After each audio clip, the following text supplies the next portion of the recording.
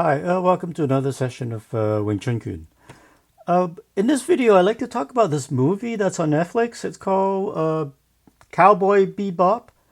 It's a animation that made into a live action series on Netflix. It's played by John Cho, this Korean actor from Kumar and Harrow, and he was also in some of the Star Trek movie. He plays a kind of a bounty hunter. He fits the role really well. And apparently, in the first episode, he does a little bit of Wingchun on the dummy. Aside from that, there's not a whole lot of Wingchun in all the other episodes. So kudos for him learning a few moves on the dummy, and I like to maybe go through the moves that he had in the movie, and perhaps we can learn something from it.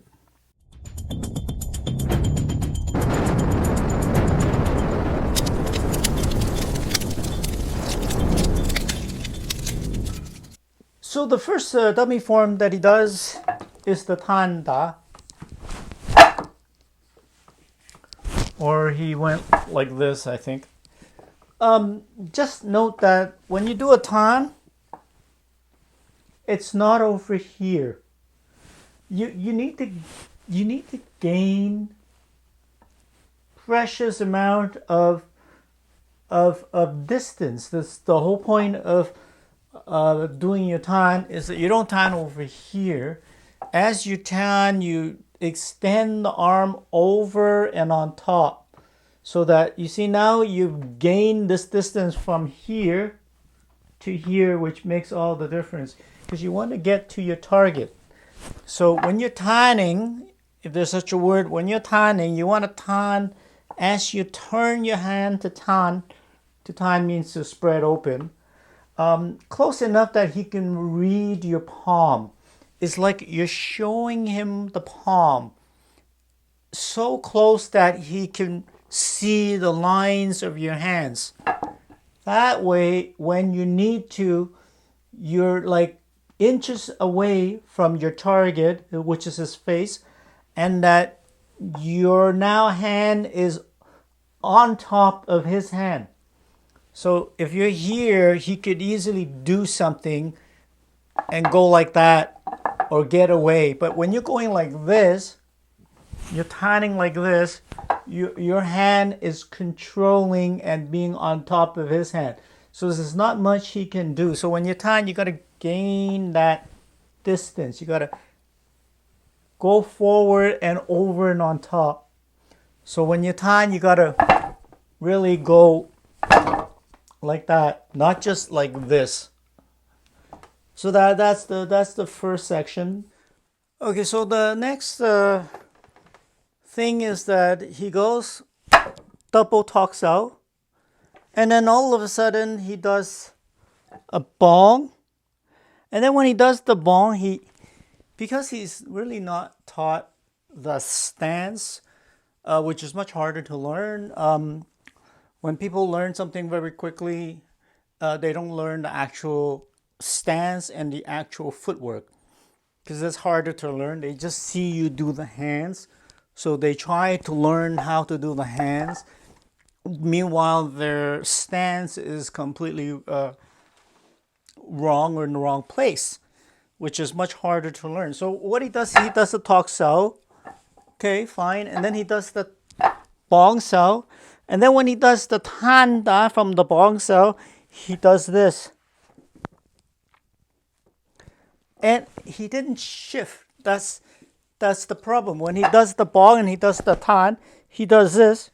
Meanwhile, if you look from the top, this hand is still firing in the middle of his chest. This hand is still killing him. You can't go and tan and da here if you don't shift. Because if you don't shift, this thing is still firing. This arm can easily crush your tan, because you're not at the right place. To really go tan, you have to shift. You see how my body here is shifting to this side. So now this hand, if it fires, it fires out of my body. It doesn't, if he were to punch me, this hand, because I'm tanning this hand here cannot hit me. If I don't shift and I tan like this hand is still straight at my chest. And then when you do the ta with this hand here, a lot of people, they don't know how to hit with their body, hit with their hips. They go like this and they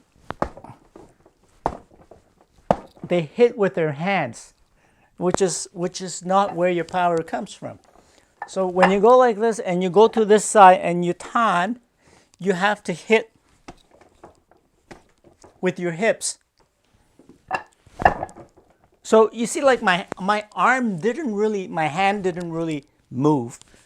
And if I'm not gonna do this hand, my hand isn't doing the hitting here. It's my hip and my body that's doing the hitting. So that's where you're gonna get your power from every single time. The body does the hit, not the arm, not the hand, not the arm. Then after that move, he comes back from a gan, and then all of a sudden he comes to this side, and he does the tanda. Exactly the same as the other side. Seems like he was, once again, not taught the stance. So the stance is that when he went to the other side, he went to gan and then he went to the other side, you can kind of tell that he put a lot of power on his left leg and he went to tanda again like this, and he kind of lifts his right leg up a little bit, where kind of like all of his power seemed to have been like this, which there's no structure there. His stance is completely in the wrong place. What he needed to do is to bring his foot, his right leg in and into the dummy. Let me demonstrate. So from here, he's got to take a step with this foot, and then that hip is got to shift along with this leg. It's got to come inside to the left side of the foot, and then he can do the tanda. So he's got to really take a step, shift, bring the foot into this side here of the dummy leg, and then do the tanda. He just went like this, and then he was light on this foot and he went like this, and he didn't like use the hip to sit into his horse, and he didn't shift this leg in here. Because if you're like this, you could easily get kicked here when that foot can easily kick you into the groin, sweep you off, and he's just off balance because he kind of like, his weight is all on the left side. And then the rest is a lot of close-ups of just doing I don't know what, but I can't really critique too much about it because I can't really see what's going on. They're just cuts and cuts of close-ups. But a lot of people, when they mimic Wingchun punches, and time again when they do the straight punch, a lot of times they end up doing this, where they're not really understanding where the power comes from. Because if you're punching like this, and the force is just in your arms, and you're just like using your tricep to punch, which is not very strong. The whole thing about the chain punch or the Wing Chun straight punch is that we are using our bodies to punch and not our arms to punch, because in the scenario is that we are a smaller person in the lighter weight category punching someone who's much bigger and heavier than I am. So where am I going to find the weight? I'm not going to find it in my arms punching like this. I'm going to have to use my entire body. So when you line yourself up against the other person, I am punching with my body, not with my arm. So I'm punching with my body. I extend my hand and I'm punching with my body.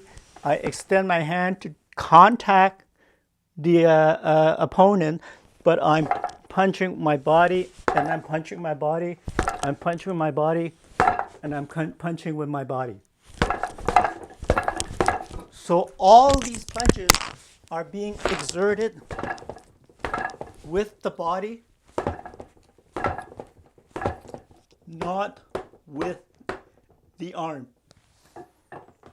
And then there's this thing where he does a lap and an arm break. I don't know, it's not in my curriculum. It's not in my Wingchun curriculum. If I'm going to lap, I'm going to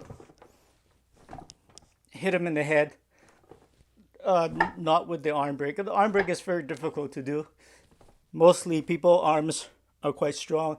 It's hard to really, even if you extend the arm, it's pretty tough to do an arm break.